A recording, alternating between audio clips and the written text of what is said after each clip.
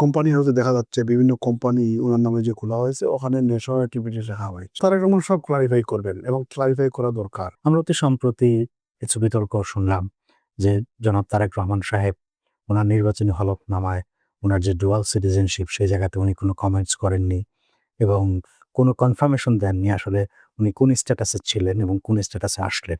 আপনি যদি ব্রিটেনে প্র্যাকটিস করেন অ্যাট দ্য সেম টাইম আপনি বাংলাদেশেও প্র্যাকটিস করেন, দুই জায়গার একটা ব্রিজ আপনার আছে, অ্যাট দ্য সেম টাইম আপনি যদি কমিউনিটিতে খুব ইনফ্লুয়েন্সিয়াল একজন লয়ার, আসলে তারেক রহমান সাহেবের এই বিষয়টা কোন জায়গাতে আছে লিগ্যাল স্ট্যাটাসে আপনার জানা মতে?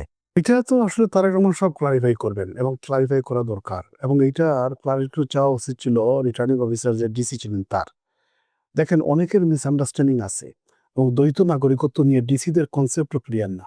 গত সপ্তাহে দ্বৈত নাগরিকত্ব ইস্যুটা পুরা টক অফ দ্য কান্ট্রি ছিল। কোনো ডিসি বাতিল করে কোনো ডিসি রাখে, এইভাবে দেখা যাচ্ছিল। ইভেন নির্বাচন কমিশনেও তাদের স্পষ্ট ধারণা নেই। আপনি মনে করে যে ইংল্যান্ডে কেউ গেলেও সে ব্রিটিশ হয়ে গেছে অথবা দীর্ঘদিন থাকলে সে ব্রিটিশ হয়ে গেছে। না, একজন যদি রেফিউজি স্ট্যাটাসে থাকে সে ব্রিটিশ হওয়া জরুরি না। কেউ যদি সেখানে অ্যাসাইলাম ক্লেম করে এবং যদি গ্রান্ট হয় তাকে রেফিউজি স্ট্যাটাস দেবে। রেফিউজি স্ট্যাটাস 5 বছরের দেওয়ার পরে তাকে অ্যাপ্লাই করলে ইনডেফিনিট লিভ দেবে। ইনডেফিনিট লিভ মানে সেটেল স্ট্যাটাস, এটা নাগরিকত্ব না। ওইটা যে সারা জীবন থাকতে পারবে, তার ব্রিটিশ নাগরিকত্ব নেওয়া বাধ্যবাধকতা নয়। সে সারাদিন থাকতে পারে। ইভেন 20-15 তার সাথে 17 বছর থাকছে, 20 বছর 30 বছর থাকলেও নাগরিকত্ব নেওয়া মানে বাধ্যতামূলক নয়। ইভেন আমার এক চাচা প্রায় 56 থেকে লন্ডনে আছেন, এখনো উনি ব্রিটিশ নাগরিকত্ব নেন নাই। তার জন্য ব্রিটেনের দীর্ঘদিন থাকলেই যে নিতে হবে এমন বাধ্যবাধকতা নাই। আর তারেক রহমান সাহেবের ব্যাপারে বেশ কিছু কনফ্লিক্টিভ ইনফরমেশন আসতেছে। যেমন কোম্পানি হাউসে দেখা যাচ্ছে বিভিন্ন কোম্পানি ওনার নামে যে খোলা হয়েছে ওখানে ন্যাশনাল অ্যাক্টিভিটিস রাখা হয়েছে। এটা কি এই ইনফরমেশন কি রিয়েল নাকি হচ্ছে ফেক? এটা কোম্পানি হাউসে আমি চেক করে দেখছি, ওইখানে ইনফরমেশনটা আছে। অর্থাৎ সে ব্রিটিশ সিটিজেন। মানে না, ওখানে লেখলেই যে ব্রিটিশ সিটিজেন তো বলতে পারবেন না। এখানে তো কোম্পানি হাউস কি এটা চেক করে না? না, কোম্পানি হাউস তো মনে করেন একটা ফর্ম ফিল ইন করে জমা দিতে হয়। অ্যাকাউন্টেন্টরা, এজেন্টরা তারা হয়তো সেটা ফিল ইন করে দিচ্ছে, অথবা উনিও দিতে পারেন এবং যে তথ্য দিবেন ওইটাই রেকর্ডে থাকবে। এখানে চেক করার দরকার নাই তো, কারণ এইটার উপর কোম্পানি করা না করা কোন ব্যাপার না। এখানে ভিজিটে গিয়েও তো সেখানে কোম্পানি করেছে, এমন এমন তো আছে ইনসিডেন্ট। না, কিন্তু সেখানে ভিজিটর এখানে বলছে যে কোম্পানি- বাংলাদেশী হ্যাঁ নাগরিক। হ্যাঁ, নাগরিক, কিন্তু নাগরিকত্ব অ্যাসার্টেন করতে হবে কোম্পানির ডাইরেক্টর হওয়ার জন্য, এটা তো নিয়ম না। না, কিন্তু আপনার যে তথ্য দিলেন ওইটা পাবলিক ডোমেইনে থাকবে। না, এটা এটাই তো হচ্ছে। কিন্তু ব্রিটেনে তো আমরা জানি যে ওয়ান স্টপ ইনফরমেশন যেটা, অর্থাৎ আমি সেখানে দেখেছি, আমি যে সেখানে স্টুডেন্ট ছিলাম, এটা তারা ইজিলি বের করতে পারছে যে হ্যাঁ I am not British citizen. তো সেক্ষেত্রে একটা কোম্পানি হাউস একটা না, ওই বের করার তার দায়িত্ব দরকার নাই, কারণ আপনি ব্রিটিশ হলেও কোনো অসুবিধা নাই, না হলেও কোনো অসুবিধা নাই, ডাইরেক্টর হতে পারবেন। সুতরাং না, মানে ওই গিভেন ইনফরমেশনটা রাইট ছিল কিনা যে সে ব্রিটিশ সিটিজেন। ডিসিশনটা তো এটা আপনার দায়িত্ব। আপনি দায়িত্ব যেটা দিচ্ছেন ওইটাই তারা পাবলিক ডোমেইনে রাখবে। কিন্তু তারা চেক করার, যদি মনে করেন এইটার উপর নির্ভর করতো কোম্পানির ডাইরেক্টর হওয়া, তখন করতো। আচ্ছা আচ্ছা। কিন্তু যেহেতু যেমন ব্রিটিশ পাসপোর্ট পাইতে হলে আপনার ইন্ডিভিজুয়াল লিভ থাকতে হবে, ওটা তো চেক করবে যে ইন্ডিভিজুয়াল লিভটা আপনি প্রপারলি পাইছেন কিনা। কিন্তু ওখানে তো আপনি যে তথ্য দিলেন ওইটাই। এই জন্য বললাম যে এটা তারেক রহমান সাহেব নিজে না করে হয়তো অ্যাকাউন্টেন্টও করতে পারে, এজেন্টও করতে পারে, অথবা উনি কখনো ব্রিটিশ সিটিজেনশিপ নাও নিতে পারেন, অথবা নিলে আবার রিনাউন্সও করতে পারেন।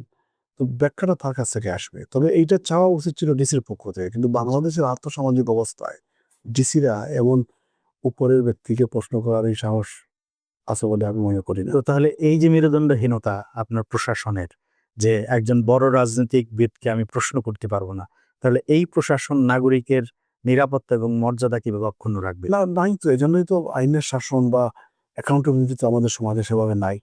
আর দ্বৈত নাগরিকত্বের ব্যাপারটা আমি মনে করি একটা ইল কনসিভড আইডিয়া। এইটা রাখা ঠিক না। সংবিধানের 66(2)C তে যে ক্রাইটেরিয়া দেওয়া হয়েছে দ্বৈত নাগরিক, এইটা আমার মনে হয় তুলে নেওয়া দরকার।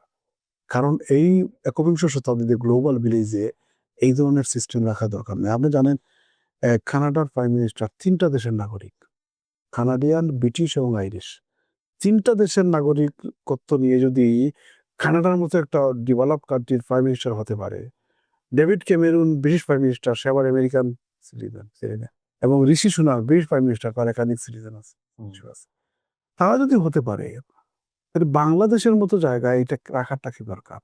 ইভেন বাংলাদেশি পাসপোর্ট নিয়ে ইনডিফিনিট লিভ থাকলে ব্রিটিশ এমপি হতে পারে। বড় দলের লিডার যদি হয় সে এমপি থেকে মিনিস্টার হতে পারবে, প্রাইম মিনিস্টার হতে পারবে।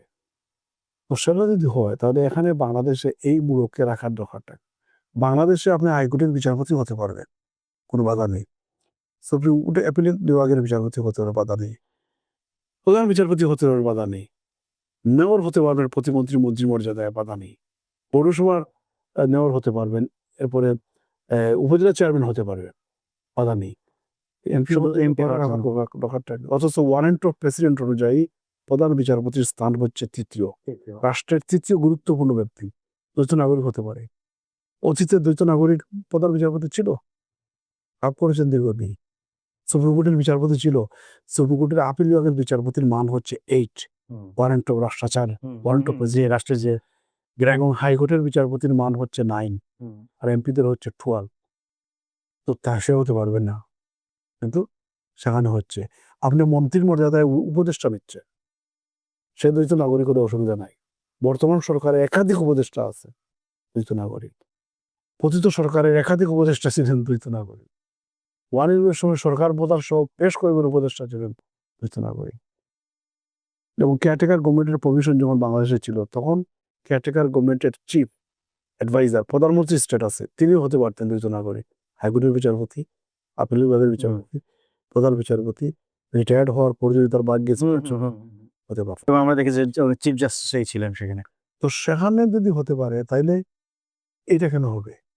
এটার কোনো ব্যারিয়ার কোনো, এবং ব্রিটিশ নাগরিক হওয়ার জন্য আপনার এলিজেন্স ত্যাগ করা লাগে না, আনুগত্য ত্যাগও করা লাগে না। ওখানে আবার ব্রিটিশ নাগরিকত্ব নেওয়ার জন্য আপনার ওতো নেওয়া লাগে না, এফার্মেশন হলে হয়।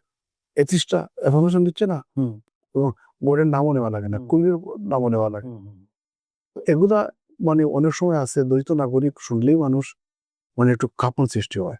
আপনি মনে করেন 54 বছরে দ্বৈত নাগরিকরা বেশি পাচার করছে না বাংলাদেশি সবুজ পাসপোর্টধারীরা? সবুজ পাসপোর্টধারীরা তো 6,000 লোকে গুমে করে ফেললো, গণতন্ত্রকে নির্বাসনে পাঠিয়ে দিল। তো আপনি দেখেন দ্বৈত নাগরিকদের দুইটা, একটা হচ্ছে যারা আমাদের মতো লোক বিদেশে গিয়ে নিজের চেষ্টায় সফলতা এনে সেখানে পারিবারিক সুবিধার্থে দ্বৈত নাগরিকত্ব নিয়েছে, আর কিছু অসাধু ব্যবসায়ী যারা হাজার হাজার কোটি টাকা ব্যাংক লুট করে বিদেশে দ্বৈত নাগরিকত্ব কিনেছে। এই দুইটার মধ্যে কার আছে? আপনি তাদেরকে চেক করার জন্য ইয়ে করেন, ব্যবস্থা নেন, কিন্তু আপনি ঢালাওভাবে এভাবে দিয়ে তো বাংলাদেশ ক্ষতিগ্রস্ত হচ্ছে। বাংলাদেশের এমন প্রফেশনাল আমেরিকা ইউকেতে আছে, রাষ্ট্র চালাবার মতো দক্ষতা আছে, দেশকে দেওয়ার মতো দক্ষতা আছে, অক্সফোর্ড ইউনিভার্সিটিতে পড়াশোনা করেছে, ওয়ার্ল্ড স্টেজে তারা দায়িত্ব পালন করেছে, কিন্তু আমাদের দ্বৈত নাগরিকত্ব তাদেরকে আটকে দেবেন। দেশ তো যেই টিভিরে আছে সেই টিভিরে থাকবে।